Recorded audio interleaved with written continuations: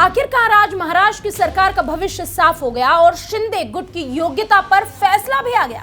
बता दें कि महाराष्ट्र विधानसभा के स्पीकर राहुल नार्वेकर ने शिंदे गुट के 16 विधायकों की अयोग्यता पर अपना फैसला सुनाया।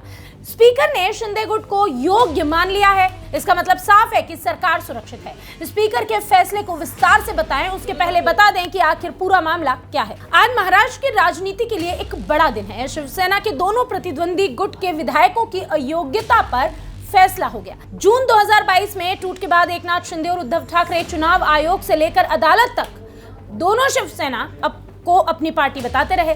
दोनों गुटों ने विधानसभा अध्यक्ष के सामने 34 याचिकाएं दायर की। इसमें खुद को असली पार्टी बताने और दल विरोधी कानूनों का हवाला देते हुए एक दूसरे के विधायकों को अयोग्य घोषित करने की मांग की गई। दरअसल अक्टूबर 2019 में महाराष्ट्र में हुए चुनावों में 288 सदस्यीय विधानसभा में 104 सीटों के साथ भाजपा सबसे बड़ी पार्टी बनी थी। चुनाव में भाजपा की साथ ही शिवसेना के 56 विधायक जीते। विपक्ष में एनसीपी को 54 और कांग्रेस को 44 सीटें मिली। बाकी अन्य 29 सीटों पर छोटे दल और निर्दलीय प्रत्याशियों ने जीत हासिल की। चुनाव के बाद शिवसेना और भाजपा में 2.5 साल के लिए मुख्यमंत्री पद को लेकर खींचतान हुआ। बात नहीं बनी, गठबंधन टूट गया। भाजपा से अलग होने के बाद नवंबर 2019 में शिवसेना ने कांग्रेस और एनसीपी के साथ राज्य में महाविकास अघाड़ी की सरकार बनाई और उद्धव ठाकरे मुख्यमंत्री बने।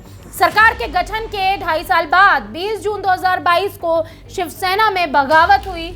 एमएलसी चुनाव में शिवसेना के कई विधायकों ने भाजपा के उम्मीदवारों को वोट दिया। इसके बाद से एक दिन बाद यानी कि 21 जून को उद्धव ठाकरे से नाराज विधायकों ने भाजपा के साथ मिलकर सरकार बनाई। हालांकि इसी बीच उद्धव ठाकरे ने शिंदे गुट को मनाने की बहुत कोशिश की, लेकिन इसका कोई फायदा नहीं हुआ। उद्धव ठाकरे गुट की शिकायत पर डिप्टी स्पीकर ने 16 बागी विधायकों को अयोग्यता का नोटिस भी भेजा। इसके खिलाफ शिंदे गुट सुप्रीम कोर्ट पहुंच गया। कोर्ट ने डिप्टी स्पीकर की कार्रवाई पर 12 जुलाई तक रोक लगा दी। तो भाजपा नेता देवेंद्र फडणवीस ने राज्यपाल से मिलकर फ्लोर टेस्ट की मांग कर दी। राज्यपाल ने इसके लिए आदेश जारी किए। हालांकि इसके पहले ही उद्धव ठाकरे ने इस्तीफा दे दिया था। 30 जून 2022 को उद्धव ने इस्तीफा दिया। इसके बाद महाराष्ट्र के मुख्यमंत्री बने एकनाथ शिंदे, यानी कि महाराष्ट्र की कमान आई शिंदे के हाथ और देवेंद्र फडणवीस बन गए उप मुख्यमंत्री।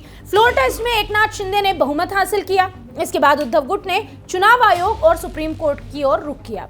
चुनाव आयोग ने 17 फरवरी 2023 को अपना फैसला सुनाया। आयोग ने शिवसेना का नाम, चुनाव चिन्ह दोनों एकनाथ शिंदे गुट को दे दिया। यह काफी अहम है कि चुनाव आयोग ने शिवसेना का नाम और चुनाव चिन्ह दोनों ही एकनाथ शिंदे गुट को दे दिया। आयोग ने कहा कि शिंदे गुट ही असली शिवसेना है। चुनाव आयोग से झटका लगने के बाद अब उद्धव ठाकरे को सिर्फ एक ही सहारा बचा था, एक ही से आसरा था और वो आसरा था सुप्रीम कोर्ट का। 21 फरवरी 2023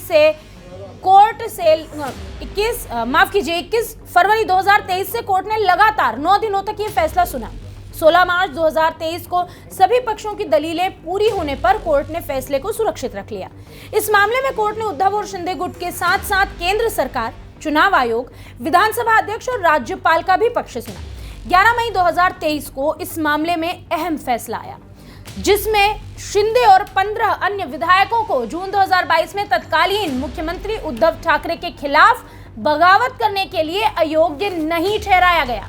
जब यह अधिकार, उन्होंने कहा कि ऐसा नहीं किया जा सकता है क्योंकि यह अधिकार विधानसभा अध्यक्ष के पास तब तक रहेगा जब तक सुप्रीम कोर्ट की बड़ी बेंच इस मामले पर फैसला नहीं सुना देती। अब 13 अक्टूबर 2023 को सुप्रीम कोर्ट ने विधानसभा अध्यक्ष राहुल नार्वेकर को 2024 महाराष्ट्र विधानसभा चुनावों से पहले शिवसेना विधायकों की अयोग्यता पर निर्णय करने का आदेश दे दिया था।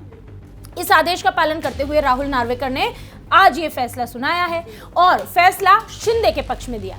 विधानसभा अध्यक्ष के समक्ष दोनों पक्षों ने 34 अयोग्यता याचिकाएं दायर की थी। इसमें खुद को असली पार्टी बताने लगे और दल बदल विरोधी कानूनों का हवाला दिया गया। फैसला सुनाने से पहले स्पीकर ने कहा था कि दोनों पार्टियों द्वारा चुनाव आयोग को सौंपे गए संविधान पर कोई सहमति नहीं है। नेतृत्व संरचना पर दोनों दलों के अलग अलग दृष्टिकोण हैं। एकमात्र पहलू विधायक दल का बहुमत है। मुझे विवाद से पहले मौजूद नेतृत्व संरचना को ध्यान में रखते हुए प्रासंगिक संविधान तय करना होगा। अब इस मामले में जो फैसला आया वो शिंदे गुट के समर्थन में आया है। वैसे जब चुनाव आयोग ने ही शिंदे को योग्य माना था तो फैसला पहले ही साफ था। इस मामले में एकनाथ शिंदे गुट को मिली राहत बीजेपी और शिंदे की शिवसेना पार्टी के लिए आगामी आम सभा चुनावों का रास्ता और आसान कर देगी। इस मामले में आपकी क्या राय है, कमेंट बॉक्स में हमें जरूर बताएं। वीके न्यूज, राष्ट्र के नाम।